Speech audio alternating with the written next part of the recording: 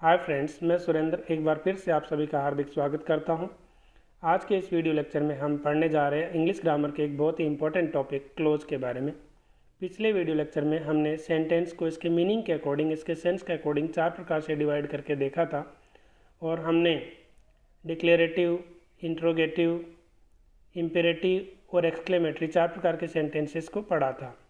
अगर सेंटेंस की संरचना की बात करें तो संरचना के आधार पर सेंटेंस को 3 प्रकार से डिवाइड किया गया है: सिंपल सेंटेंस, कंपाउंड सेंटेंस और कॉम्प्लेक्स सेंटेंस। तो हम सिंपल, कंपाउंड और कॉम्प्लेक्स सेंटेंस को जानने से पहले हमारे लिए बहुत ज़्यादा इंपॉर्टेंट है कि हम क्लोज को एक बार ठीक से समझ लें, क्योंकि बिना क्लोज को समझे हम सिंपल, कंपाउंड और कॉम्प्लेक्स सेंटेंस को समझना बहुत मुश्किल है। इसलिए आज के इस वीडियो लेक्चर में हम क्लोज को डिटेल से पढ़ेंगे, डिटेल से इसको समझने का प्रयास करेंगे।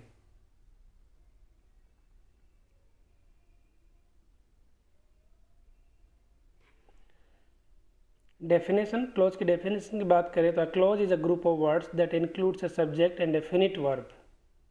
फिनिट वर्ब का मतलब ऐसी क्रिया जिसको हम आवश्यकता के अनुसार अलग अलग रूपों में प्रयोग कर सके, जैसे गो, वेंट, गॉन, गोइंग। इसके अलग अलग फॉर्म में हम इसको अपनी आवश्यकता के अनुसार यूज कर पा रहे हैं, तो ऐसी क्रिया को फिनिट वर्ब बोलते हैं। इसको मुख्य क्रिया, मेन वर्ब भी बोलते हैं। तो किसी सेंटेंस में जब हम सब्जेक्ट और एक मेन वर्ब को देखते हैं और वो ग्रुप ऑफ वर्ड्स होता है जिसकी कोई मीनिंग होती है, तो हम उसको क्लोज बोलते हैं। अ क्लोज में form a part of a sentence और it may be a complete sentence itself. पिछली बार भी हमने इस बात को दोहराया था कि एक क्लोज जो है खुद में अपने आप एक सेंटेंस हो सकता है और ये एक बड़े सेंटेंस का एक पार्ट भी हो सकता है। तो क्लोज की मुख्य जो क्वालिटी है, मुख्य जो कैरेक्टरिस्टिक है, वो ये है कि क्लोज में सब्जेक्ट का होना ज़रूरी है और एक फिनिट वर्ब का होना ज़रूरी है। शब्दों का एक समूह होता है जिसकी कोई मीनिंग होती है। ये एक कंप्लीट सेंटेंस भी हो सकता है अपने आप में और एक बड़े सेंटेंस का पार्ट भी हो सकता है। उदाहरण के तौर पे माई फ्रेंड हेल्प्ड मी, ये एक क्लोज है। When I was in great trouble, I was in great trouble एक दूसरा क्लोज है। यहाँ पे हम देखते हैं कि इस सेंटेंस में दो क्लोज है, my friend helped me and I was in a great trouble. दोनों अलग अलग क्लोज है। इन दोनों को हमने एक कंजक्शन व्हेन से जोड़ दिया और जब इसको व्हेन से दोनों को जोड़ दिया तो ये एक कंप्लीट एक सेंटेंस हो गया, my friend helped me when I was in trouble. इस तरीके से हमने देखा कि इस एक सेंटेंस में दो क्लोज हैं, माई फ्रेंड हेल्प्ड मी और I was in a great trouble. इस तरीके से एक सेंटेंस में दो क्लोज है और दोनों क्लोजेस को अगर इनको separately my friend helped me, अगर मी के बाद फुल स्टॉप लगा दे तो ये क्लोज अपने आप में एक कंप्लीट सेंटेंस हो सकता है। इस तरीके से हमने देखा कि क्लोज जो है किसी सेंटेंस का एक हिस्सा भी हो सकता है और वो अपने आप में एक कंप्लीट सेंटेंस का रूप भी ले सकता है। India is a great country, दूसरा उदाहरण अगर हम देखते हैं तो दूसरे उदाहरण में हम लिख रहे हैं India is a great country because she has an ancient culture. अगर हम कंट्री के बाद फुल स्टॉप लगा दें, हम बोले कि India is a great country, ये क्लोज जो है फुल स्टॉप लगाते ही सेंटेंस का रूप ले लेगा, क्योंकि ये कंप्लीट मीनिंग दे रहा है और फुल स्टॉप लगने के बाद में एक कंप्लीट सेंटेंस बन जाएगा। और अगर हम दो अलग अलग जो क्लोज है, India is a great country और she has an ancient culture, उसका एक अपना प्राचीन कल्चर है, अपनी सभ्यता, संस्कृति है, ये दो जो अलग अलग क्लोज है, अगर इन दोनों को एक साथ जोड़ दे बिकॉज के साथ में, तो ये एक कंप्लीट सेंटेंस बन जाएगा जिसके कि दो क्लोजेस होंगे, India is a great country और she has an ancient culture. Tina sang and Reena danced, Tina ने गाना गाया और रीना ने डांस किया। अब यहाँ पे हम देखते हैं कि टीना सेंग एक क्लोज हो गया, क्योंकि टीना सब्जेक्ट है, सेंग वर्ब है, फिनिट वर्ब है। इसी तरीके से रीना इसमें सब्जेक्ट है अगले क्लोज में और डांस्ड इसमें फिनिट वर्ब है। इस तरीके से तीसरे सेंटेंस में भी दो क्लोज हैं, टीना सेंग एक क्लोज हुआ और रीना डांस्ड दूसरा क्लोज हुआ। दोनों क्लोज एंड से जुड़े हुए हैं। इस तरीके से हमने देखा कि एक सेंटेंस में एक या एक से अधिक क्लोज हो सकते हैं। एक सिंगल क्लोज भी एक सेंटेंस का रूप ले सकता है। यहाँ पे जो अंडरलाइंड पार्ट ऑफ सेंटेंस है वो क्लोज है अपने आप में सेपरेट, जिसको हमने अंडरलाइन कर रखा है वो क्लोज है। जहाँ एक सेंटेंस में दो दो अंडरलाइंड ग्रुप ऑफ वर्ड्स है तो समझ लो वहाँ पे दो दो क्लोजेस हैं। अब क्लोज के प्रकार की तरफ हम आगे बढ़ते हैं। अब हम बात करते हैं टाइप्स ऑफ क्लोज की।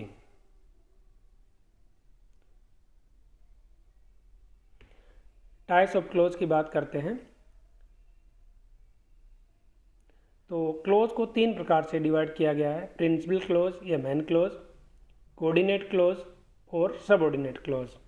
प्रिंसिपल क्लोज का दूसरा नाम मेन क्लोज भी है।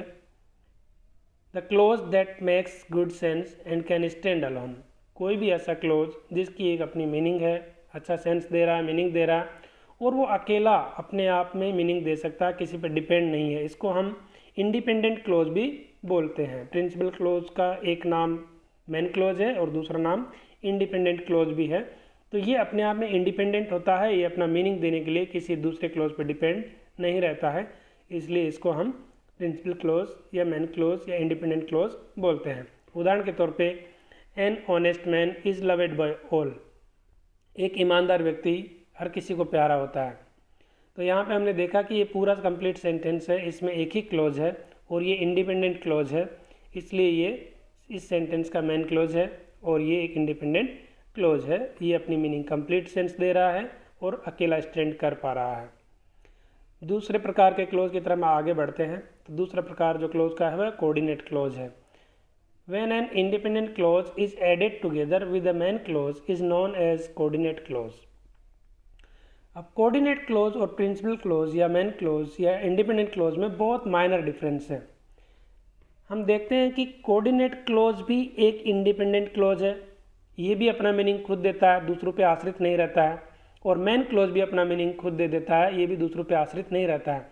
तो फिर भी हम एक को मेन क्लोज और दूसरे को कोऑर्डिनेट क्लोज क्यों बोलते हैं, इस बात को आप ठीक से समझ लीजिए ताकि आपको आगे चल के कोई कन्फ्यूजन ना हो। यहाँ पे इसकी डेफिनेशन में हमने लिखा है when an independent clause is added together with a main clause. मतलब इंडिपेंडेंट क्लोज को जब हम मेन क्लोज से जोड़ देते हैं, किसकी हेल्प से? कोऑर्डिनेटिंग कंजक्शन की हेल्प से। तो कोऑर्डिनेटिंग कंजक्शन क्या करता है? दो इंडिपेंडेंट क्लोजेस को आपस में जोड़ने का काम करता है। जब हम किसी कंजक्शन, किसी योजक शब्द से इन दो अलग अलग क्लोजेस को, जो कि दोनों ही इंडिपेंडेंट क्लोज है, इनको हम जोड़ते हैं, तो जो कोऑर्डिनेटिंग कंजक्शन लगने के बाद में जो क्लोज यूज हुआ वो कोऑर्डिनेटिंग कंजक्शन होगा, और कोऑर्डिनेटिंग कंजक्शन से पहले जो क्लोज आया वो अपना मेन क्लोज होगा। उदाहरण के लिए हम इसमें देखते हैं the moon rose and everything looked bright. अब यहाँ पे दो क्लोज है, द मून रोज चंद्रोदय हुआ, एंड एक कोऑर्डिनेटिंग कंजक्शन है जो कि दूसरे क्लोज से इस क्लोज को जोड़ रहा है। दूसरा क्लोज है एवरीथिंग लुक्ड ब्राइट, और सब कुछ साफ साफ दिखने लगा, चमकीला दिखने लगा। सब कुछ चमकीला दिखने लगा, एवरीथिंग लुक्ड ब्राइट एक कोऑर्डिनेटिंग क्लोज है, ये अपनी मीनिंग खुद दे रहा है, लेकिन इससे पहले कोऑर्डिनेटिंग कंजक्शन आया है, इसी वजह से इसको हम कोऑर्डिनेटिंग क्लोज बोलेंगे। और इससे पहले कोऑर्डिनेटिंग कंजक्शन एंड से पहले जो क्लोज आया है उसको हम मेन क्लोज बोलेंगे, द मून रोज। तो इस तरीके से हम देखते हैं कि इस वाक्य में the moon rose main clause है और एवरीथिंग लुक्ड ब्राइट वो कोऑर्डिनेटिंग क्लोज है, कोऑर्डिनेट क्लोज है। तो मुझे विश्वास है कि कोऑर्डिनेट क्लोज और इंडिपेंडेंट क्लोज और प्रिंसिपल क्लोज, इनमें क्या डिफरेंस आप समझ गए होंगे। और ज़्यादा समझने के लिए हम इससे अगली स्लाइड पे जाएंगे, तब आपको और क्लियर होगा। तीसरा जो प्रकार है क्लोज का वो है subordinate clause. The clause that depends on other clause to make its meaning. Subordinate clause की खास बात क्या होती है? सबऑर्डिनेट क्लोज मतलब आश्रित उपवाक्य। आश्रित उपवाक्य की, जैसा कि इसके नाम से ही आप समझ पा रहे हैं, ये अपनी मीनिंग देने के लिए दूसरे क्लोज पे निर्भर रहता है, दूसरे क्लोज पे आश्रित रहता है, इसीलिए इसको आश्रित उपवाक्य कहते हैं। उदाहरण के तौर पे वी बिलीव इन डेमोक्रेसी। हम डेमोक्रेसी में विश्वास करते हैं, दो इट हैज़ मैनी ड्रॉबैक्स, यद्यपि इसके बहुत सारी कमियां हैं। तो हमने दो यहाँ पे क्लोज हैं, वी बिलीव इन डेमोक्रेसी एक क्लोज है, though it has many drawbacks दूसरा क्लोज है, यद्यपि इसके बहुत सारी कमियां हैं। तो जो दूसरा वाला अंडरलाइंड पार्ट है वो हमारा सबऑर्डिनेट क्लोज है। सबऑर्डिनेट क्लोज इसलिए है क्योंकि ये अपनी मीनिंग अपने आप में कंप्लीट नहीं कर पा रहा है, यद्यपि इसमें बहुत सारी कमियां हैं। इसका मतलब वक्ता जो है, जो स्पीकर है, वो कुछ इसके पहले या बाद में और बोलना चाह रहा है, तो ये अपना मीनिंग कंप्लीट नहीं कर पा रहा है, इसीलिए ये एक सबऑर्डिनेट क्लोज है। वी बिलीव इन डेमोक्रेसी, हम डेमोक्रेसी में विश्वास करते हैं। इस क्लोज में हमें कंप्लीट मीनिंग मिल रही है, इसलिए ये प्रिंसिपल क्लोज या मेन क्लोज है। तो इस वाक्य में हमने देखा कि we believe in democracy principal clause है, though it has many drawbacks, ये हमारा सबऑर्डिनेट क्लोज है। आइए इसको और डिटेल से जानने के लिए अगली स्लाइड पे चलते हैं।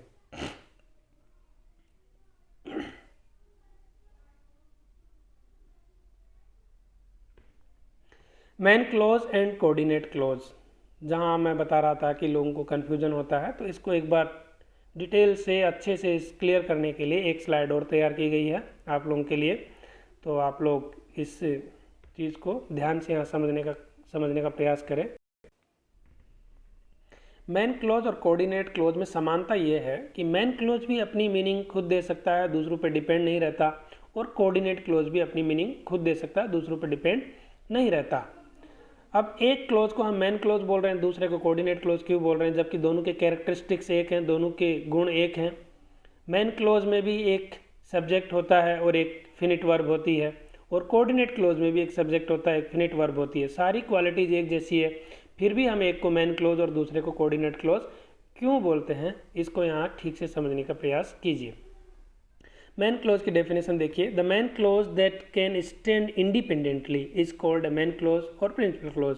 ऐसा क्लोज जो इंडिपेंडेंटली स्टैंड कर सकता है वह मेन क्लोज या मुख्य उपवाक्य कहलाता है। कोऑर्डिनेट क्लोज, वे अब इसकी डेफिनेशन को ठीक से समझने का प्रयास करें आप। When an independent clause is added to a main clause, जब एक इंडिपेंडेंट क्लोज को एक मेन क्लोज से जोड़ा जाता है, कैसे? With the help of A coordinating conjunction. Coordinating conjunction की मदद से जब एक इंडिपेंडेंट क्लोज को मेन क्लोज से जोड़ा जाता है तो जोड़ा जाने वाला क्लोज कोऑर्डिनेट क्लोज हो जाता है। नीचे दिए गए उदाहरण से आप स्पष्ट समझ पाएंगे। ग्रीन कलर में जितने भी क्लोजेज हैं वो सारे आपके मेन क्लोज हैं, और रेड कलर में जो क्लोज दिए गए हैं वो आपके कोऑर्डिनेट क्लोज हैं। एक बार एक एक करके हम एग्जांपल्स देखते हैं। I have to find a new job, और ब्लैक कलर में जो कंजक्शन दिए गए हैं वो है हमारे कोऑर्डिनेटिंग कंजक्शन। जैसे पहले एग्जांपल में I have to find a new job for I am unemployed, मुझे एक नया जॉब ढूंढना पड़ेगा क्योंकि मैं बेरोज़गार हूँ। इसमें देखा हमने I have to find a new job, मुझे एक नया जॉब ढूंढना पड़ेगा, ये एक क्लोज हो गया, ये हमारा मेन क्लोज है जो कि ग्रीन कलर से दिया गया है। फॉर जो इसके बाद प्रीपोजिशन आ रही है, जो कंजक्शन आ रहा है वो है आपका कोऑर्डिनेटिंग कंजक्शन, और इसके बाद कोऑर्डिनेटिंग कंजक्शन के बाद आई एम अनएम्प्लॉयड, मैं बेरोज़गार हूँ, ये जो उपवाक्य है ये आपका कोऑर्डिनेट क्लोज है, क्योंकि इसका आगमन कोऑर्डिनेटिंग कंजक्शन के बाद हुआ है। दूसरा उदाहरण देखते हैं हम। द मून वॉज ब्राइट, चांद चमक रहा था, and we could see our way, और हम अपना रास्ता देख पा रहे थे। चमकदार रोशनी में हम अपना रास्ता देख पा रहे थे क्योंकि चमकती हुई चांद की रोशनी थी। तो यहाँ पे इस वाक्य को देखें, द मून वॉज ब्राइट, ये इसका मेन क्लोज है, और इसके बाद जो एंड है वो कोऑर्डिनेटिंग कंजक्शन है। We could see our way, हम अपना रास्ता देख पा रहे थे, ये आपका कोऑर्डिनेट क्लोज है। तीसरा उदाहरण, सुमन डज नॉट लाइक एप्पल्स, सुमन को एप्पल पसंद नहीं है। नोर जो इसमें आया ब्लैक इंक से जो लिखा हुआ है वो आपका कोऑर्डिनेटिंग कंजक्शन है। डज सी लाइक पीयर्स, ये जो रेड इंक में दिया गया है उपवाक्य वो आपका कोऑर्डिनेट क्लोज है, क्योंकि नोर कोऑर्डिनेटिंग कंजक्शन के बाद ये आया है। इस वाक्य का मतलब हुआ सुमन को ना तो एप्पल पसंद है और ना ही नाशपाती पसंद है। सुमन एप्पल भी पसंद नहीं करती है और नाशपाती भी पसंद नहीं करती है। तो यहाँ पे ग्रीन इंक में जो दिया गया है वो मेन क्लोज है, और रेड इंक में दिया हुआ उपवाक्य है वो कोऑर्डिनेट क्लोज है। चौथा अपना एग्जाम्पल है, all the candidates wanted the job, सभी कैंडिडेट नौकरी चाहते थे, but no one wanted to work hard for it, लेकिन उनमें से कोई भी इस नौकरी के लिए कठिन परिश्रम नहीं करना चाहता था। तो यहाँ पे हम देख रहे हैं कि all the candidates wanted the job, ये हमारा मेन क्लोज है। बट के बाद में no one wanted to work for it जो क्लोज आया रेड इंक में, वो हमारा कोऑर्डिनेट क्लोज है। We could go to a zoo, हम एक चिड़ियाघर जा सकते थे। और we could go to a cinema hall, और हम एक सिनेमा हॉल जा सकते थे। यहाँ पे दो अलग अलग क्लॉज हैं जिनको और से जोड़ा गया है, जो कि कोऑर्डिनेटिंग कंजक्शन है। और तो we could go to a zoo, हम एक चिड़ियाघर जा सकते थे, यहाँ पे ये हमारा मेन क्लॉज है। We could go to a cinema hall, ये हमारा कोऑर्डिनेट क्लॉज है। ही सेज नाइस वर्ड्स, वो अच्छे शब्द बोलता है। यट कोऑर्डिनेटिंग कंजक्शन है yet. You don't trust him, फिर भी तुम उसका विश्वास नहीं करते। तो यू डोंट ट्रस्ट हिम, तुम उसका विश्वास नहीं करते हो, ये अपना कोऑर्डिनेट क्लॉज है। ही सेज नाइस वर्ड्स, ये हमारा मेन क्लॉज या प्रिंसिपल क्लॉज है। लास्ट एग्जाम्पल है he is a good worker, वो एक अच्छा वर्कर है, अच्छा काम करने वाला व्यक्ति है। सो एवरीबडी लाइक्स हिम, इसलिए हर कोई उसको पसंद करता है। इस वाक्य में दो उपवाक्य हैं। He is a good worker एक उपवाक्य है जिसको हम मेन क्लोज या मुख्य उपवाक्य बोलेंगे। सो इसमें कोऑर्डिनेटिंग कंजक्शन है। एवरीबडी लाइक्स हिम, हर कोई उसको पसंद करता है, ये हमारा कोऑर्डिनेटिंग कंजक्शन है। तो यहाँ हमने देखा कि कोऑर्डिनेटिंग क्लोज जो ब्लैक इंक में, ब्लैक स्याही में, ब्लैक कलर में यहाँ पे दिए हुए हैं, वो सभी के बाद में जो क्लोज आता है वो कोऑर्डिनेटिंग कंजक्शन होता है। फॉर, एंड, नोर, बट, और, यट, सो, जो ब्लैक इंक में दिए हुए हैं ये सारे के सारे कोऑर्डिनेटिंग कंजक्शन है। और इनके बाद आने वाला क्लोज कोऑर्डिनेट क्लोज होता है। और ये क्लोज अपनी मीनिंग कंप्लीटली खुद दे पाता है, इंडिपेंडेंट होता है, अपनी मीनिंग देने के लिए दूसरों पे आश्रित नहीं होता है। तो हम इस बात को यहाँ पे अच्छे से समझ गए होंगे कि कोऑर्डिनेट क्लोज और मेन क्लोज में क्या डिफरेंस है। अब कोऑर्डिनेट क्लोज के प्रकार क्या हैं वो हम अगली स्लाइड में देखेंगे। Types of coordinate close. Coordinate close के प्रकार। कोऑर्डिनेट क्लोज चार प्रकार का होता है: क्यूमुलेटिव, अल्टरनेटिव, एडवर्जेटिव और इलेटिव। एक एक करके हम इनको देखते हैं। Cumulative clause, one clause is simply added to another. जो क्यूमुलेटिव कोऑर्डिनेट क्लोज होता है उसमें क्या होता है कि दो साधारण से क्लोज होते हैं, उनको सिंपली ऐड कर दिया जाता है। जैसे इसमें उदाहरण दिया गया है, माई फ्रेंड सेंग, मेरे मित्र ने गाना गाया, एंड आई डांस्ड, और मैंने डांस किया। तो दो अलग अलग क्लोज थे, मेरे मित्र ने गाना गाया और दूसरा क्लोज था मैंने डांस किया। दोनों अलग अलग क्लोजेस को सिंपली एंड से जोड़ दिया। तो वो सिंपली इस तरीके से जोड़े हुए क्लोज को हम क्यूमुलेटिव क्लोज कहते हैं। ये कोऑर्डिनेटिव क्लोज है, क्लोज का नाम कोऑर्डिनेट क्लोज ही होगा, लेकिन इसका जो टाइप है वो होगा क्यूमुलेटिव। दूसरा जो कोऑर्डिनेट क्लोज का टाइप है वो है अल्टरनेटिव। इसमें क्या होता है कि हमारे पास दो चॉइस होती है। A choice is offered between one statement and another. दो स्टेटमेंट हैं, उसमें एक चॉइस होती है। जैसे एग्जाम्पल से आपको क्लियर होगा, वॉक क्विकली, जल्दी जल्दी चलो, और you will miss the train, नहीं तो आपकी ट्रेन छूट जाएगी। तो देखिए आपके पास चॉइस है, यहाँ पे चॉइस दी गई है, आप जल्दी चलो, अगर जल्दी नहीं चलोगे तो आपकी ट्रेन मिस हो जाएगी, आपकी ट्रेन छूट जाएगी। तो जल्दी चलना या नहीं चलना उसकी चॉइस थी, और ट्रेन पकड़ना नहीं पकड़ना चॉइस थी। इसलिए जब इस तरह से दो अल्टरनेट आपके पास होते हैं तो इस तरह के वाक्य को हम, कोऑर्डिनेट क्लोज को हम अल्टरनेटिव टाइप से मानेंगे, जानेंगे। तीसरा जो कोऑर्डिनेट क्लोज का टाइप है वो है एडवर्जेटिव। इसमें क्या होता है, वन स्टेटमेंट और fact is contrasted with another. इसमें क्या होता है कि एक स्टेटमेंट को दूसरे स्टेटमेंट के साथ में कॉन्ट्रास्ट किया जाता है, कंपेयर किया जाता है, तुलनात्मक रूप से देखा जाता है। जैसे उदाहरण के तौर पे ही इज स्लो, वो बहुत धीमा है, बट इज स्टडी, लेकिन वो नियमित रूप से अपना काम करता है। तो यहाँ पे देखिए दोनों में कॉन्ट्रास्ट है, एक तरफ तो वो स्लो है लेकिन दूसरी तरफ वो रेगुलर भी है, वो स्टडी है अपने काम में। तो यहाँ पे एडवर्स है सिचुएशन, और यहाँ पे कॉन्ट्रास्ट करके चीज़ों को बताया गया है। तो इस तरह का जो क्लोज होता है वो एडवर्जेटिव क्लोज होता है। अंतिम जो कोऑर्डिनेट क्लोज का टाइप है वो illative. One clause expresses the cause and the other the effect of that clause. इसमें क्या होता है कि एक क्लोज रीजन बताएगा और दूसरे क्लोज में उसका क्या परिणाम है, वो परिणाम हमारे सामने आएगा। उदाहरण के तौर पे he did not work hard, उसने कठिन परिश्रम नहीं किया, सो ही फेल्ड, इसलिए वो फेल हो गया। तो पहले स्टेटमेंट में हमें बताया गया कि उसने कठिन परिश्रम नहीं किया और दूसरे में हमें बताया जा रहा है कि वो फेल हो गया। तो एक में रीज़न है, दूसरे में उसका परिणाम है। तो इस तरीके से हमारे कोऑर्डिनेट क्लोज को हम 4 तरीके से बांट सकते हैं। वो 4 तरीके हैं क्यूमुलेटिव, अल्टरनेटिव, एडवर्जेटिव और इलेटिव। अब हम आगे बढ़ते हैं सबऑर्डिनेट क्लोज की तरफ। सबऑर्डिनेट क्लोज हमने अभी जान लिया कि सबऑर्डिनेट क्लोज वह क्लोज है जो अपनी मीनिंग देने के लिए दूसरे क्लोज पे आश्रित रहता है, डिपेंड रहता है। Subordinate clauses are use to form a complex sentence. ये आश्रित उपवाक्य होते हैं और इनका प्रयोग कहाँ होता है? कॉम्प्लेक्स सेंटेंस में इनका प्रयोग होता है।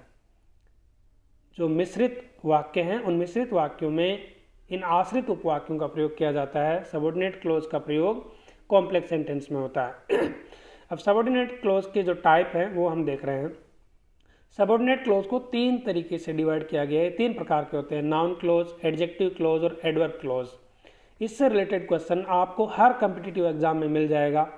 सेंटेंस में सबऑर्डिनेट क्लोज दिया रहता है, फिर कैंडिडेट को बोला जाता है कि आप इसको आइडेंटिफाई करो, ये नाउन क्लोज है या एडजेक्टिव क्लोज है या एडवर्ब क्लोज है। तो आप बड़े ध्यान से इस चीज़ को समझने की कोशिश करें। यहाँ पे ध्यान रखें कि नाउन क्लोज और एडजेक्टिव क्लोज और एडवर्ब क्लोज को हम कैसे आइडेंटिफाई करेंगे। चलिए एक एक करके देखते हैं इनको। सबसे पहले है noun clause. Noun clause, a noun clause is a dependent clause that acts as a noun. एक नाउन क्लोज एक आश्रित क्लोज है, ये डिपेंड रहता है अपना मीनिंग देने के लिए दूसरे पे। तो जब हमें बोला जाएगा कि आप इस वाक्य में क्लोज कौन सा टाइप का है वो ढूंढिए, तो सबसे पहले हम इस बात को ध्यान रखेंगे कि हमें उस पूरे वाक्य में से डिपेंडेंट क्लोज जो आश्रित उपवाक्य है उसको अलग करना पड़ेगा। पहले तो हम आश्रित उपवाक्य को अलग करेंगे, उसके बाद वो कौन सी कैटेगरी में आता है वो बाद में हम देखेंगे। तो जो नाउन क्लोज है वो डिपेंडेंट क्लोज है।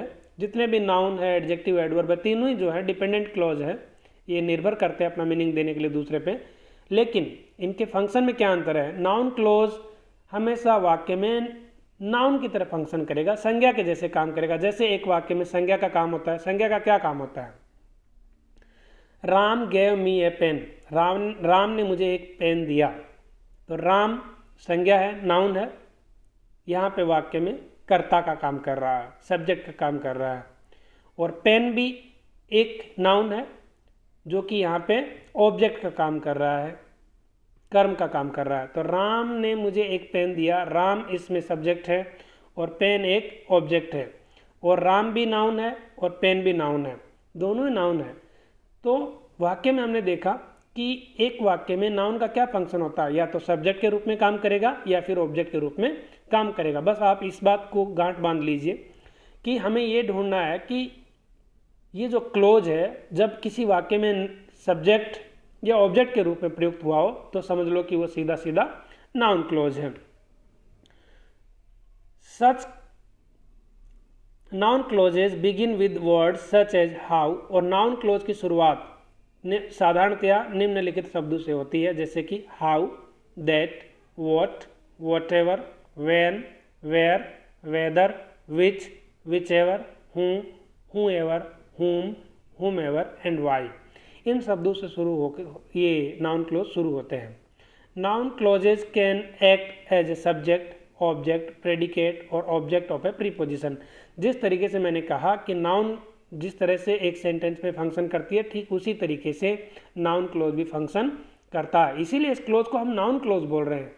मूल रूप से ये सबऑर्डिनेट क्लोज है, लेकिन चूंकि ये सबऑर्डिनेट क्लोज होकर के उस वाक्य में नाउन की तरह काम कर रहा है। नाउन क्या काम करती है? या तो वाक्य में सब्जेक्ट का काम करती है, कर्ता का काम करती है, या फिर कर्म का काम करती है।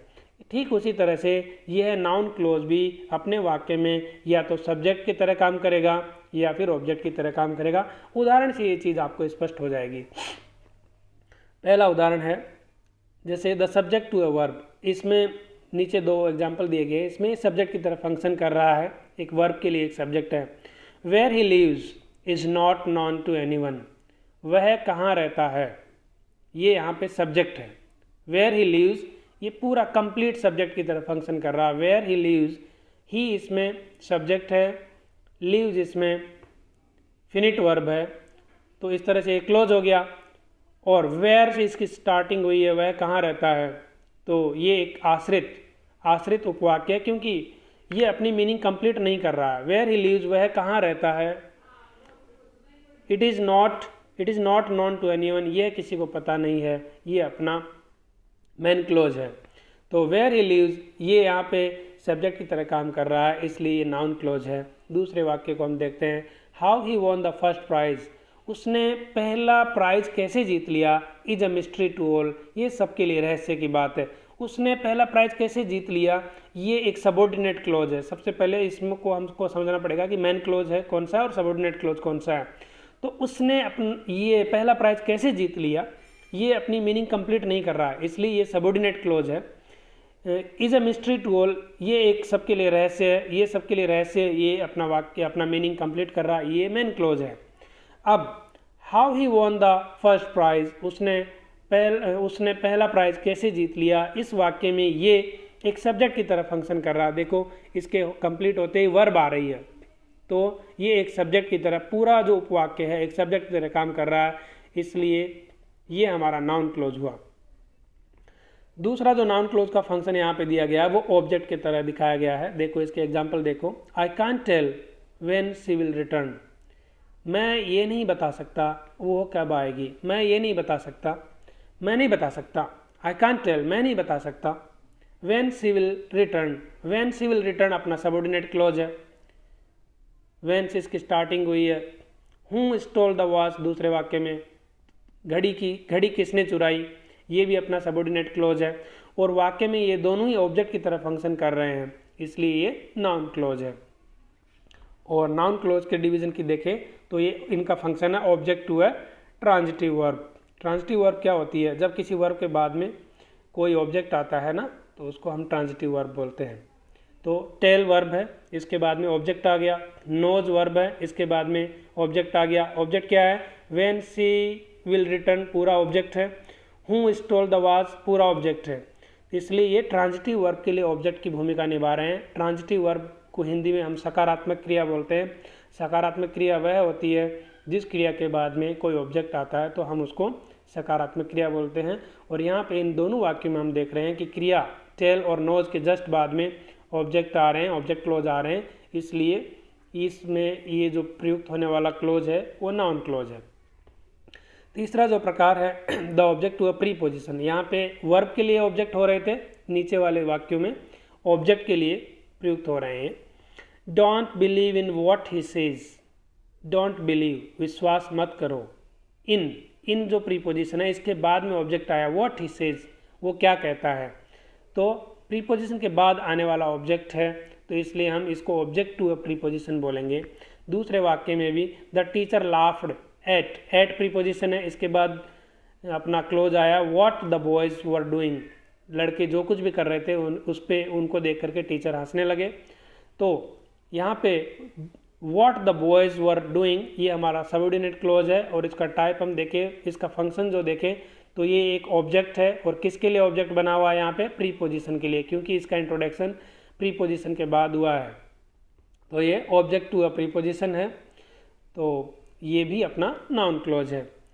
चौथा जो प्रकार है वह कॉम्प्लीमेंट टू अ वर्ब। हम यहाँ पे देख रहे हैं कि जिस तरीके से एक सेंटेंस में नाउन अलग अलग तरह से काम कर सकती है, ठीक उसी तरीके से नाउन क्लोज भी सेंटेंस में अलग अलग तरीके से फंक्शन करता है। तो एक नाउन एक सेंटेंस में प्रीपोजिशन के लिए ऑब्जेक्ट होती है, कभी ट्रांजिटिव वर्ब के लिए ऑब्जेक्ट होती है, कभी सब्जेक्ट होती है, ठीक उसी तरीके से ये नाउन क्लोज भी अलग अलग वाक्यों में subject, object, object to transitive verb, object to preposition, इस तरीके से वो फंक्शन कर रहा है। अगला जो प्रकार है वो complement to a verb. Complement मतलब होता है पूरक, क्रिया का पूरक। तो यहाँ पे क्रिया के बाद में आ रहा और उसका पूरक है, ये इस वाक्यों के उदाहरण से हमारे क्लियर हो पाएगा। This is exactly what we expected. और दूसरा my belief is that she is innocent, मेरा विश्वास है कि वह मासूम है, इनोसेंट है और वह दोषी नहीं है। तो इज वर्ब है, इसके बाद में दैट शी इज इनोसेंट, ये इसको क्वालिफाई कर रहा है, ये इसका कॉम्प्लीमेंट है। तो ये यहाँ पे एक कॉम्प्लीमेंट की तरह इस वर्ब के लिए कॉम्प्लीमेंट का काम कर रहा है। तो ये हमारा नाउन क्लोज हो गया। ऊपर वाले वाक्य में भी इज वर्ब है, वर्ब के बाद में what we expected, exactly what we expected, ये हमारा नाउन क्लोज है।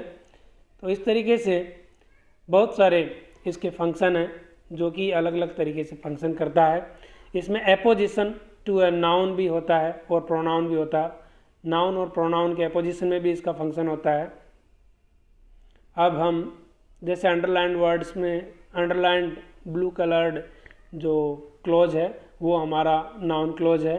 That she should be pardoned, कि उसको माफ़ कर दिया जाना चाहिए। That she was not present there, कि वो वहाँ पे उपस्थित नहीं थी। ये इस 7 लिखा होने से ये थोड़ा दिख नहीं रहा, इसलिए मैं इसको स्किप कर रहा हूँ। फिर भी जो अंडरलाइंड वर्ड है वो आपको समझना है कि ये हमारे नाउन क्लोज है। एडजेक्टिव क्लोज, जिस तरीके से हमने नाउन क्लोज को समझा कि नाउन क्लोज जो है वो पूरे सेंटेंस में नाउन की तरह फंक्शन करता है। जो नाउन का फंक्शन है कि वो सब्जेक्ट हो सकता है सेंटेंस में, या ऑब्जेक्ट हो सकता है, या ट्रांजिटिव वर्ब के लिए ऑब्जेक्ट हो सकता है, या प्रीपोजिशन के लिए ऑब्जेक्ट हो सकता है। ठीक उसी तरीके से जो एक वाक्य में एडजेक्टिव का काम होता है, एडजेक्टिव मतलब विशेषण, विशेषण का क्या काम है, वही काम एडजेक्टिव क्लोज का यहाँ पे होगा। विशेषण वो विशेषता बताता है किसी नाउन की, किसी संज्ञा की विशेषता बताता है। ठीक उसी तरीके से ये भी यहाँ पे भी हमें एडजेक्टिव क्लोज भी वही फंक्शन करेगा। देखते हैं इसकी definition. An adjective close in a complex sentence is a subordinate close. ये तो बिल्कुल क्लियर है कि किसी भी सेंटेंस में जो एडजेक्टिव क्लोज है वो हमेशा ही सबऑर्डिनेट क्लोज होगा, वो आश्रित उपवाक्य होगा। Which does the work of an adjective, और उसका काम क्या होगा, हमेशा पूरा क्लोज एडजेक्टिव की तरह काम करेगा, इसीलिए इसका नाम एडजेक्टिव क्लोज है। So it qualifies the same noun और प्रोनाउन, इसलिए ये संज्ञा और सर्वनाम जिसकी हम बात कर रहे हैं वाक्य में उसको क्वालिफाई करता है, उसकी विशेषता बताता है। मेन क्लोज में जो संज्ञा और सर्वनाम प्रयुक्त हुआ है उसकी विशेषता बताता है, इसीलिए इसको हम एडजेक्टिव क्लोज कहते हैं। An adjective close is introduced by a relative pronoun और बाय ए रिलेटिव एडवर्ब। एक एडजेक्टिव क्लोज का इंट्रोडक्शन किसी रिलेटिव प्रोनाउन या रिलेटिव एडवर्ब के साथ होता है। उदाहरण से ये चीज़ स्पष्ट हो पाएगी। The pen that I bought is lost. The pen इसमें नाउन है, दैट आई बॉट जो कि मैंने खरीदा, तो दैट आई बॉट जो है वो पेन की विशेषता है, वो है पेन जो मैंने खरीदा, पेन की विशेषता बता रहा। The pen that I bought, वह पेन जो मैंने खरीदा। तो यहाँ पे द पेन नाउन है, दैट आई बॉट, ये दैट आई बॉट इसको क्वालिफाई कर रहा है, नाउन को क्वालिफाई कर रहा है। तो ये कंप्लीट जो blue coloured bold underlined clause है वो हमारा एडजेक्टिव क्लोज है। The pen that I bought, वह कलम जो मैंने खरीदी, इज लॉस्ट, खो गई। दूसरे वाक्य में हम देखते हैं the boy who is lazy deserves punishment. अब इस वाक्य में बिल्कुल स्पष्ट आपको क्लियर दिख रहा होगा, वह लड़का, लड़का इसमें संज्ञा है, हु इज लेजी जो कि लेजी है, आलसी है, सुस्त है, डिजर्व्स पनिशमेंट उसको दंड मिलना चाहिए। अब यहाँ पे द बॉय वह लड़का जो कि लेजी है, तो हु इज लेजी ये क्वालिफाई कर रहा है द बॉय को, तो यहाँ पे नाउन द बॉय को क्वालिफाई कर रहा हु इज लेजी जो कि सुस्त लड़का है। तो यहाँ पे एक एडजेक्टिव की तरह फंक्शन कर रहा है। जिस तरीके से हम सेपरेटली अगर इसको देखें तो लेजी बॉय अगर हम बोलें तो लेजी एडजेक्टिव है, बॉय नाउन है। तो जिस तरीके से बॉय के लिए लेजी वर्ड उसकी विशेषता बता रहा, ठीक उसी तरीके से the boy who is lazy वह लड़का जो कि आलसी है, जो कि सुस्त है। तो यहाँ पे ये इस बॉय को क्वालिफाई कर रहा हु इज लेजी, तो ये एडजेक्टिव क्लोज हुआ। डिजर्व्स पनिशमेंट उसको दंड मिलना चाहिए, ये हमारा मेन क्लोज है। We were Shaun the hut in which Gandhi ji used to live. आप वी वर शॉन हमें दिखाया गया the hut in which Gandhi ji used to live, वह घर जिसमें गांधी जी रहते थे, वह झोंपड़ी जिसमें गांधी जी रहते थे, वह झोंपड़ी हमें दिखाई गई। तो झोंपड़ी की विशेषता बताई गई है कि उसमें गांधी जी रहते थे। तो हट इसमें नाउन है, इन which Gandhi ji used to live ये हमारा एडजेक्टिव है, पूरा एडजेक्टिव की तरह फंक्शन कर रहा है। तो ये पूरा अंडरलाइंड जो क्लोज है वो हमारा एडजेक्टिव क्लोज हो जाएगा। The hut in which Gandhi ji used to live adjective clause हो गया। तो इस तरीके से हमने देखा कि जब एक नाउन को कोई क्लोज क्वालिफाई करता है तो वो हमारा क्लोज जो है सबऑर्डिनेट क्लोज है वो एडजेक्टिव टाइप का क्लोज होता है। एडजेक्टिव क्लोज का दूसरा तरीका बताया गया, द रिलेटिव प्रोनाउन और the relative adverb is sometimes not expressed in adjective close. एक विशेष बात यहाँ पे बताई गई है कि कई बार क्या होता है कि जो रिलेटिव प्रोनाउन और रिलेटिव एडवर्ब की हम बात कर रहे हैं वो कई बार इस वाक्य में लिखा हुआ नहीं रहता, स्किप रहता है, तब हमको उसको समझना पड़ेगा, अंडरस्टूड होना पड़ेगा कि यहाँ पे ये जरूर प्रयुक्त हुआ होगा, किसी ना किसी वजह से राइटर ने जानबूझ करके इसको छोड़ा है। इसके कुछ एग्जाम्पल देखते हैं। The plan you propose is a very good one. वह योजना जो तुमने प्रपोज की, जो प्रस्ताव तुमने रखा जिस योजना का, वह योजना बहुत अच्छी योजना है। तो यहाँ पे देखिए द प्लान योजना, यू प्रपोज तुमने प्रस्ताव रखा, तो ये होना क्या चाहिए था, वह योजना जिसका तुमने प्रस्ताव रखा, the plan that you propose, the plan that you propose. तो यहाँ पे दैट को स्किप कर दिया राइटर ने। तो यहाँ पे हमको कंफ्यूज नहीं होना है, हमको समझना पड़ेगा इस चीज़ को।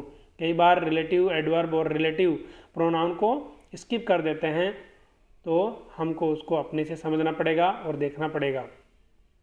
तो ये भी हमारा सबऑर्डिनेट क्लोज है, और सबऑर्डिनेट क्लोज का जो टाइप है वो है एडजेक्टिव क्लोज। वह योजना जिसका तुमने प्रस्ताव रखा, योजना की क्या खास बात है कि उसका प्रस्ताव जो सामने वाला जिससे स्पीकर बात कर रहा है उसने प्रस्ताव रखा है, तो उस योजना की बात हो रही है। उसकी विशेषता यह है कि उस सामने वाले ने उसका प्रस्ताव रखा है। तो यहाँ पे ये एक एडजेक्टिव क्लोज है, कंप्लीट अंडरलाइंड जो बोल्ड लेटर्स में जो क्लोज है वो हमारा एडजेक्टिव क्लोज है। दूसरा जो उदाहरण है, this is the man I want, this is the man I want. यह मैन और आई के बीच में एक बार फिर से रिलेटिव प्रोनाउन को स्किप किया गया है, रिलेटिव प्रोनाउन को छोड़ दिया गया है। This is the man whom I want, यही वो व्यक्ति है जिसको मैं ढूंढ रहा था, जिसको मैं चाहता था। अब यहाँ पे जिसको जो हिंदी में हम बात कर रहे हैं कि वह व्यक्ति है जिसको मैं ढूंढ रहा था, या जिसको मैं चाह रहा था, या जिसको मैं चाहता हूँ। तो जिसको जो वर्ड है, whom जो वर्ड है यहाँ पे स्किप कर दिया गया है। तो रिलेटिव प्रोनाउन को कभी कभी स्किप कर देते हैं, तो हमको कंफ्यूज नहीं होना है, हमको उसको क्लोज को ठीक से देखना है, उसकी स्टडी करनी है कि इसमें नाउन और एडजेक्टिव, वह व्यक्ति जिसको मैं ढूंढ रहा था, वह व्यक्ति जिसको मैं देख रहा था। तो व्यक्ति की विशेषता होगी उसको वह देख रहा था, या उसको ढूंढ रहा था, या उसको चाह रहा था। तो ये एक एडजेक्टिव क्लोज है। अब हम आगे बढ़ते हैं एडवर्ब क्लोज की तरफ। जिस तरीके से हमने देखा कि एक कॉम्प्लेक्स सेंटेंस में जो सबऑर्डिनेट क्लोज होता है, उसमें जो सबऑर्डिनेट क्लोज है वो नाउन की तरह फंक्शन करता है तो नाउन क्लोज हो जाता है, एडजेक्टिव की तरह फंक्शन करता है तो एडजेक्टिव क्लोज होता है। ठीक उसी तरीके से वह सबऑर्डिनेट क्लोज जब एडवर्ब क्रिया विशेषण की तरह फंक्शन करेगा तो वो एडवर्ब क्लोज हो जाएगा। देखते हैं, इसको हम स्टडी करते हैं। Since an adverb close in a complex sentence is a subordinate clause which does the work of an adverb। जैसा कि मैंने बताया, एक एडवर्ब क्लोज एक कॉम्प्लेक्स सेंटेंस में एक सबऑर्डिनेट क्लोज होता है जो कि एक एडवर्ब की तरह काम करता है। It can be of the following kinds, इसके 9 प्रकार हो सकते हैं, 9 प्रकार का हो सकता है। ये 9 चीज़ें हमको बताता है, टाइम, कंडीशन, मैनर, कोज, पर्पस, रिजल्ट, कंपेरिजन, प्लेस और सपोजिशन। एक एक करके हम इसको देखते हैं, आगे बढ़ते हैं।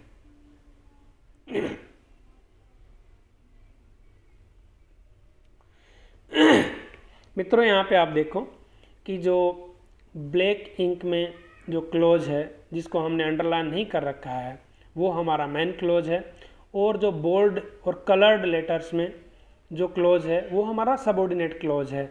और यहाँ पे इस संदर्भ में हम जब पढ़ रहे हैं तो ये सारे के सारे एडवर्ब क्लोज हैं। कैसे एडवर्ब क्लोज हैं ये हम यहाँ पे देखेंगे। I have not been well since I return from America. मैं अच्छा नहीं हूँ, कब से अच्छा नहीं हूँ, जब से मैं अमेरिका से लौटा हूँ। तो यहाँ पे टाइम बयां कर रहा है, टाइम को बता रहा है कि जब से मैं अमेरिका से लौटा हूँ, पूरा क्लोज इस बात को बता रहा है, टाइम को बयां कर रहा है, इसलिए ये क्लोज टाइम को एक्सप्रेस कर रहा है, तो ये एडवर्ब क्लोज ऑफ टाइम हो गया। दूसरे वाक्य में you will get A first class, आपकी प्रथम श्रेणी आएगी, फर्स्ट क्लास से आप पास हो जाओगे। इफ़ यू स्टडी वेल, अगर आप अच्छे से पढ़ाई करते हैं। तो यहाँ पे कंडीशन दे दी गई है, अगर आप अच्छे से पढ़ाई करेंगे तभी आप फर्स्ट क्लास से पास हो पाएंगे। तो यहाँ पे कंडीशन दी गई है, इसलिए ये जो क्लोज है वो कंडीशनल टाइप का एडवर्ब क्लॉज है। एडवर्ब क्लॉज ऑफ कंडीशन हम इसको बोलेंगे। एडवर्ब क्लॉज ऑफ कंडीशन, पहला वाला एडवर्ब क्लॉज ऑफ टाइम, दूसरा वाला एडवर्ब क्लॉज ऑफ कंडीशन। तीसरा वाक्य हम पढ़ते हैं, they will go where they find it better. They will go, वो जाएंगे, where they find it better, जहाँ उनको अच्छा लगेगा। तो जहाँ उनको अच्छा लगेगा, ये जगह की बात हो रही है। तो ये हमारा एडवर्ब क्लॉज ऑफ प्लेस हो गया, जिसमें हम जगह की बात कर रहे हैं। पूरा क्लोज एक जगह को बता रहा है, ऊपर दूसरे वाक्य में पूरा क्लोज एक कंडीशन दिखा रहा है, और फर्स्ट सेंटेंस में पूरा क्लोज टाइम को बता रहा है। इसी तरीके से तीसरे सेंटेंस में पूरा क्लोज एक जगह के बारे में बात कर रहा है। तो ये एडवर्ब क्लॉज ऑफ प्लेस हो गया। चौथे वाक्य में, माई पेरेंट्स वर हैप्पी, मेरे माता पिता खुश थे, because I stood first in the class, क्योंकि मैं क्लास में फर्स्ट आया था। तो रीज़न है because I stood first in the class, तो यहाँ पे रीज़न दिया गया है। तो ये आपका एडवर्ब क्लॉज ऑफ रीज़न हो गया। 5 नंबर के वाक्य में हम देखते हैं, the thief was so cunning that no one could identify him. चोर बहुत चालाक था, इतना चालाक था कि कोई उसको पहचान नहीं पाया। तो चोर की चालाकी का परिणाम क्या हुआ कि कोई उसको पहचान नहीं सका। तो ये एडवर्ब, यहाँ पे रिजल्ट की बात आई है। उसकी चालाकी उसकी क्वालिटी हो सकती है, लेकिन उसको कोई पहचान नहीं पाया, ये उसकी क्वालिटी का रिजल्ट हुआ। तो यहाँ पे इस वाक्य में हमें एक परिणाम नज़र आ रहा है किसी एक्शन का, किसी क्वालिटी का, कि वो चालाक था इसलिए उसको कोई पहचान नहीं पाया। तो रिजल्ट क्या आया कि कोई उसको पहचान नहीं पाया। तो ये एडवर्ब क्लॉज ऑफ रिजल्ट हो गया। 6 नंबर के वाक्य में दे, यहाँ पे मिसप्रिंट है, द है, दा नहीं, ये दे होगा। They left the door open in order that she could hear the baby. उन्होंने दरवाज़ा खुला छोड़ दिया ताकि वो बच्चा अगर रोए तो सुन सके। तो यहाँ पे पहले उपवाक्य जो कि मेन क्लॉज है, उसमें हमें बताया गया कि उन्होंने दरवाज़ा खुला छोड़ दिया। ठीक है, अब इसका पर्पज़ क्या था, उद्देश्य क्या था, ताकि बच्चा अगर रोए तो वो सुन सके। तो इसमें एक पर्पज़, एक उद्देश्य नज़र आ रहा है, इसलिए ये एडवर्ब क्लॉज ऑफ पर्पज़ हो गया। अगला जो 7 नंबर का जो अपना एग्जाम्पल है, उसमें है the boys from about just, from नहीं है, रोम है। इसको आप फ्रॉम को रोम पढ़िए, ROAM, roam. The boys roam about just as they pleased. लड़के वहीं घूमते रहे जहां उनको अच्छा लगा। प्लीज यानी अच्छा लगना, तो लड़के वहीं घूमते रहे। यहाँ पे ये मिसप्रिंट हुआ है, the boys roam about just as they pleased. लड़के वहीं घूमते रहे जहां उनको अच्छा लगा, जहां उनका मन किया। तो इसमें मैनर है, उनका तरीका। जो एडवर्ब क्लॉज ऑफ मैनर है, अक्सर उसके स्टार्टिंग में एज जुड़ा रहता है। तो एज दे प्लीज्ड, ये हमारा एडवर्ब क्लॉज ऑफ मैनर है। अगले वाक्य में हम देखते हैं, my younger brother is taller than I M.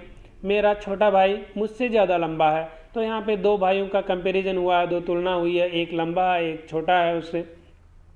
तो ये हमारा एडवर्ब क्लॉज ऑफ कंपैरिजन हो गया। अंतिम जो उदाहरण है, he was a man of great courage though he had no physical strength. वह बहुत ही साहसी व्यक्ति था, यद्यपि उसके शरीर में इतनी ताकत नहीं थी। शरीर में ताकत नहीं थी, यद्यपि उसके शरीर में ताकत नहीं थी। यहाँ पे कॉन्ट्रास्ट हो रहा है, वह आदमी बहुत साहसी था, यद्यपि उसके शरीर में ताकत नहीं थी। यहाँ पे एक कॉन्ट्रास्ट है, तो ये एडवर्ब क्लॉज ऑफ कॉन्ट्रास्ट या एडवर्ब क्लॉज ऑफ कंसेशन इसको हम बोलेंगे।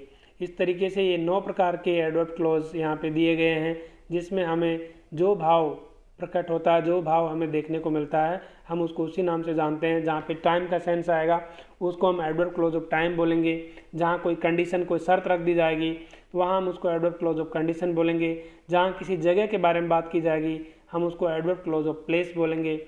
जहाँ कोई रीज़न, कोई कारण दिया जाएगा वो एडवर्ब क्लॉज ऑफ रीज़न होगा। जहाँ कोई परिणाम बताया जाएगा वो एडवर्ब क्लॉज ऑफ रिजल्ट होगा। इस तरीके से ये 9 प्रकार के एक एक करके सारे एडवर्ब क्लॉजेस एक एक करके हम जान पाए। मुझे पूर्ण विश्वास है कि आपको ये क्लॉज का टॉपिक एकदम क्लियर हो गया होगा। इसलिए आप सभी से मेरा एक निवेदन है कि आप ये असाइनमेंट करें, ये होमवर्क के तौर पे इसको देखें, अपने आप को चेक करें कि आप समझ पाए इस टॉपिक को, ये टॉपिक आपको क्लियर हुआ या नहीं हुआ। ये आपका होमवर्क है। आप जब वीडियो देख रहे हों उस समय इसका स्क्रीनशॉट लें और इसको सॉल्व करके देखें कि आपके आंसर सही है या नहीं है। आपको कोई भी कन्फ्यूज़न इस टॉपिक से रिलेटेड हो तो आप मेरे को कमेंट बॉक्स में जा कर के पूछ सकते हैं। आपकी जो भी क्वेरी होगी उसका 100% जवाब दिया जाएगा, निश्चिंत आप रहें। और क्लोज से संबंधित कोई भी आपकी क्वेरी हो तो आप ज़रूर पूछें। आने वाले वीडियो में हम क्लोज से जुड़ा हुआ जो टॉपिक है सिंपल, कंपाउंड और कॉम्प्लेक्स सेंटेंस का, उसको हम पढ़ेंगे। और आने वाले वीडियो में हम सिंपल, कंपाउंड और कॉम्प्लेक्स सेंटेंस को ठीक से समझने की कोशिश करेंगे। आपने अपना कीमती समय निकाल के हमारा ये वीडियो देखा और क्लोज की जानकारी ली, उसके लिए आप सभी का धन्यवाद। अगर आपको ये वीडियो लेक्चर अच्छा लगा हो, आपको चीज़ें समझ में आई हो, तो चैनल को सब्सक्राइब करें और घर बैठे आसान और सिंप्लीफाइड मैनर में इंग्लिश ग्रामर सीखें। आप सभी का बहुत बहुत धन्यवाद। Thank you. शुभकामनाएं। आपका दिन मंगलमय हो।